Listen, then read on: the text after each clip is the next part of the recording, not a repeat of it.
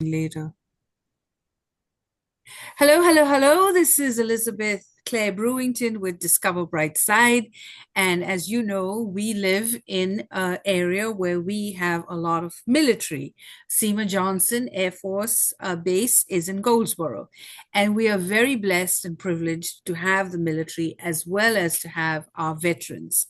And so we have decided to devote a full channel once a month to our military, government, veterans, where we will be discussing all things that matter. But in particular, we are talking about those that are in transition. So if you are transitioning from the military into being a veteran and a retired life, or you're a corporate executive, or you're just anybody in a life situation where you're moving to a new pathway, this channel is for you. And I would like to introduce you to Staff Sergeant Reginal Lyerly, who is Brightside's Director for Marketing and Sales, and he will be moderating our veteran channel. And we are so proud to welcome him, and we have seen him in action. He has been around with us, and this is the debut and launch of the Brightside, Discover Brightside, where we discover veterans.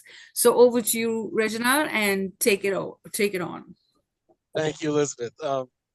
Good evening, everyone, Brightside community and all over the world. It is my pleasure to be here with you all as we celebrate America at the Brightside Club here on Zoom. This is a very critical time in our history. We're celebrating Independence Day for the United States of America.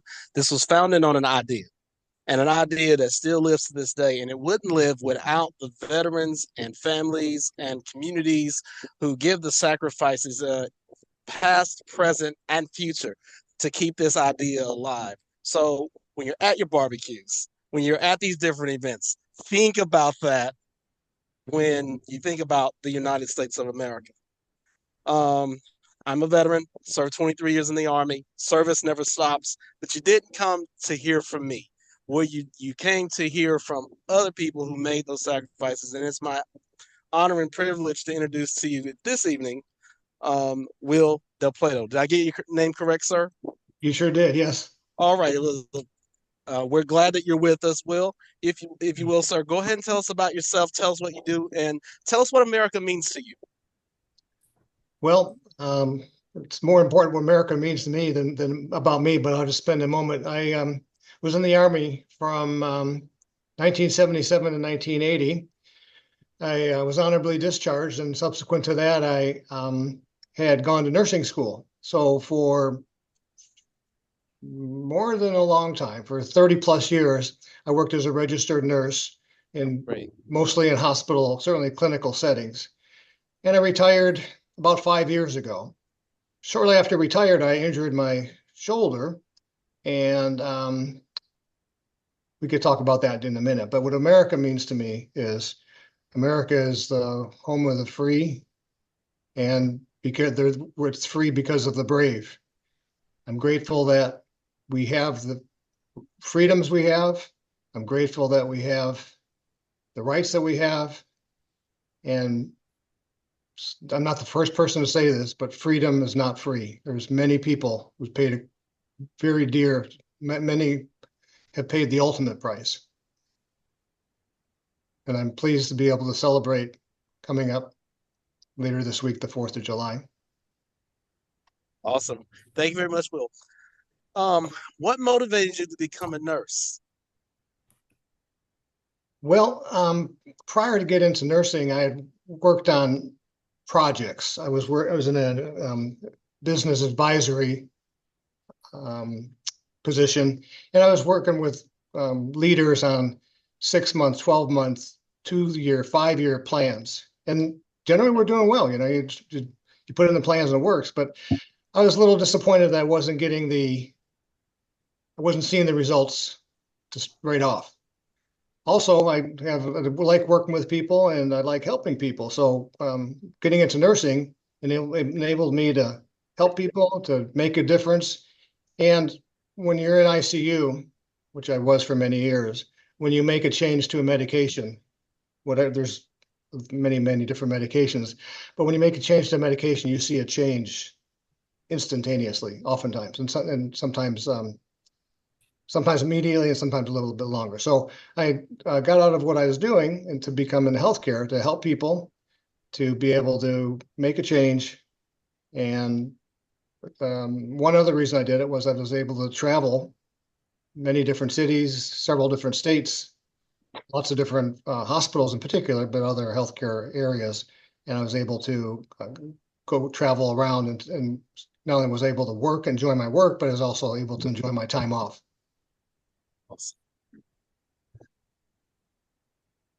For someone who is in the military and they're transitioning out to civilian life, from a medical standpoint, what would be the best advice that you could give them? In short, I would say take care of yourself. You need to be able to make sure all your needs are met. You need to make sure that you got a place to stay. You need to make sure you have some food on your table, and you need to have family or friends or some part of your life like that. That's just as important, I think, as the other two. And I suggest that whether or not they have wife and kids that are home with them, waiting for them when they get home or not, I suggest they look into the VA, because there's a lot of services available to veterans, no matter what your status. As long as you're honorably discharged, you have all sorts of resources, whether it be financial or social or medical. So I recommend that you consider going to the VA, signing up, talking with folks. I was there today for an appointment, and I strongly recommend that you use the resources that are there for yourself. Great. Thank you so much. Recently, there's a lot of things going on concerning PACT, which of course affects a lot of people who are in Iraq and Afghanistan. How do you think this will affect today's veteran? Well, frankly, I'm not familiar. Are you talking about the being seen outside the VA? I'm not sure of the term that you're referring to. Okay, well, it's referring to the airborne illnesses from the burn pits and all that other stuff. Definitely. Yes, I'm sorry. That's what I'm referring to. Sorry about that. I didn't hear you very clear. I'm sorry. Well, again, I think that all veterans getting out of the military, there's a discharge physical, but I think that it's sort of when you got your shots, when you're getting checked in, there are 30, 40, 50 people in front of you and just as many behind. Yes. And you get the shots. And I think when you get discharged, it's not quite that impersonal, but I recommend that you do follow up with a provider. And if you have your own provider, that's great. If you don't have a healthcare provider, you certainly do, because all you need to do pretty much is go down or call or contact your local VA facility, show them who you are, show them your DD-214 or whatever documentation you have, and you will be taken care of. If you're having problems, go there today, go there tomorrow. If you're doing fine and there's no issues, well, you could wait a little bit. And one thing that's changed for the VA for all vets is that when you spoke a moment ago, I'm sorry, Reginal, that I thought you were referring to the choice program. And I don't know if anyone has heard about the choice program, but basically the choice program enables veterans, once they're signed up and have a primary care doc, which takes a little bit of time, maybe a week or two, I'm not sure, depending on where you're at. But once you have a primary care doc and you call up the vet and say, hi, for example, this is Will, I'm calling because I need an appointment to see a doctor. And they'll say, okay, and then when if they give me an appointment and it's 30 days or more from today, I could say, well, thank you very much, but I would like to be signed up for choice.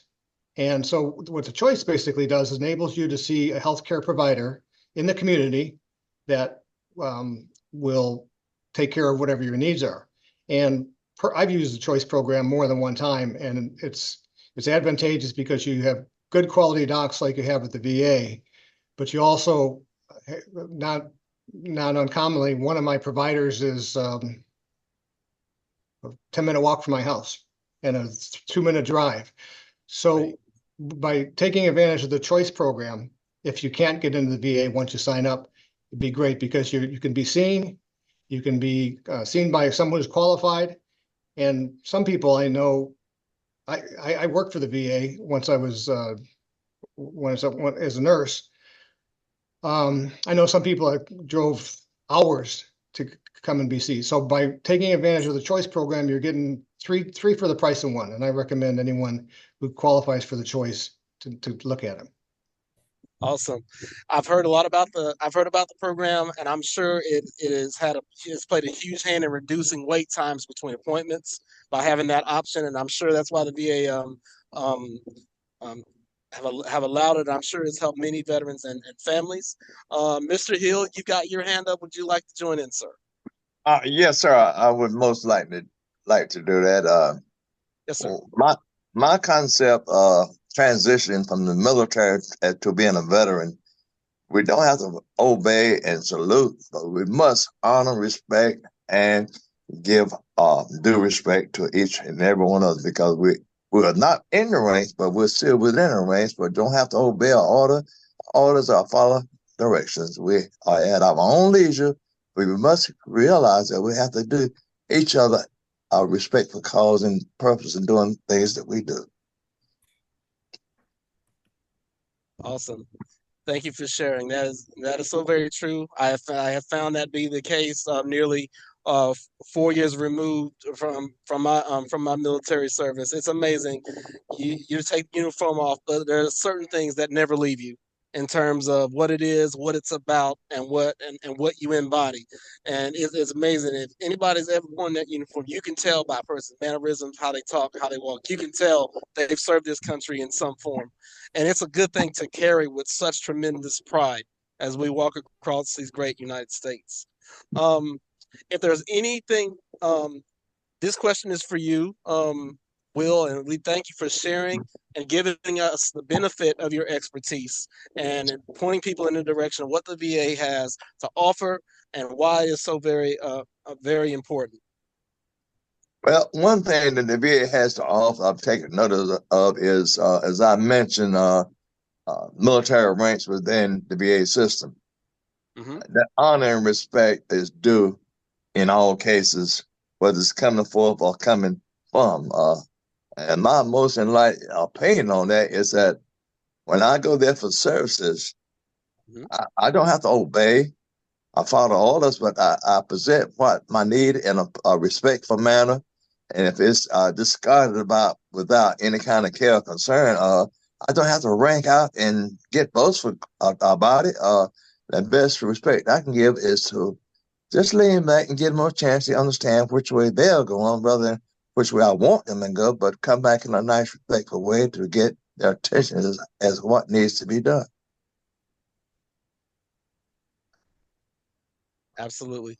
We thank you for sharing that as well. And I try to remember that when I do my visits periodically. And when I go, and I've been to, thankfully when I relocated to North Carolina, I got to take advantage of two different systems on the western end of the state and the eastern end of the state. This question is for you, Will. Sir, for our veterans that are going to view this, what is the number one thing that they should make priority within that first year of leaving the military? Well, the first priority is to take care of self, family, and most of all, take care of your personal mannerisms. Because a lot of times we'll come out the military expecting to be said, yes, sir, no, ma'am, or yes, ma'am. But we got to realize that the people that are in society are not military, and we have to adjust to it accordingly because we can't expect them to adhere to the way we respond or react to their position in life. Absolutely. Thank you so much. We have two people by the name of William, Mr. DelPlato. If there's a veteran within their first year leaving the military, what would be the most important thing for them? What would be a priority for them, in your opinion, sir? I want to echo Mr. Hill a little bit. He had suggested be proactive. There's a lot of opportunity. There's a lot of help. There's a lot of choices. There's financial resources. There's people resources. There's direction resources. There's education resources. What I recommend you do is be proactive, because it's there for you, but you got to ask for it. Sometimes you'll get a letter saying, oh, by the way, you qualify for this, or you may have had something like this, but look out for number one. And you could do that in a way that is respectful, and you could do that in a way that is inquisitive, and do that in a way that's rewarding. If you don't ask, you're going to be missing out on a lot of opportunity. There's a lot of people out there. One of my best friends, he worked at the VA as I forget his official title, but it was a mission coordinator or something like that. People would contact his office and say, hey, Jeff, I'm a vet. What do I do? And Jeff would spill out a bunch of things. He had paperwork and stuff. So to answer your question shortly, I'd echo what Mr. Hill said, and just be proactive, ask questions, and get what you can. Only because you deserve it, not because it's a handout. It's something that each and every one of you earned. Absolutely. Couldn't agree more. Thank you so much for taking the time to be with us, share with us, and educate our veterans. And also thank you, Mr. Hill, for giving your insight on what this life means to you. And I'm sure someone can share from that experience. At this time, I want to also bring to the stage Mr. Lester Patrick. Hello, sir. Great that you're here. Good afternoon, everybody. And if you will, sir, go ahead and tell us about yourself, and welcome to Celebrate America at the Brightside Club. We're certainly glad to have you, sir. Thank you.